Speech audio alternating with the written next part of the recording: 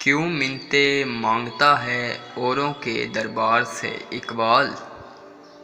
वो कौन सा काम है जो होता नहीं तेरे परवरदिगार से। जफा जो इश्क में होती है जफा ही नहीं, सितम ना हो तो मोहब्बत में कुछ मज़ा नहीं है। झपटना पलटना पलट कर झपटना, लहू गरम रखने का है एक बहाना। परिंदों की दुनिया का दरवेश हूँ मैं, कि शाहीन बनाता नहीं आशियाना।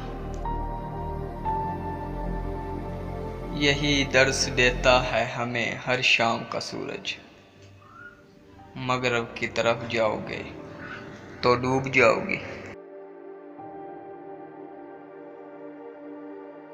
ज़माना भूल जाते हैं तेरी एक दीद की खातिर, ख्यालों से निकलते हैं तो सदियां बीत जाती हैं।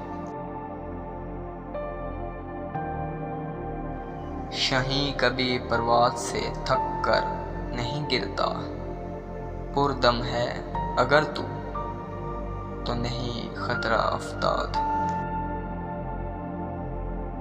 निशाने सजदा सजा कर बहुत गरूर न कर, वो नीतों से नतीजे निकाल लेता है।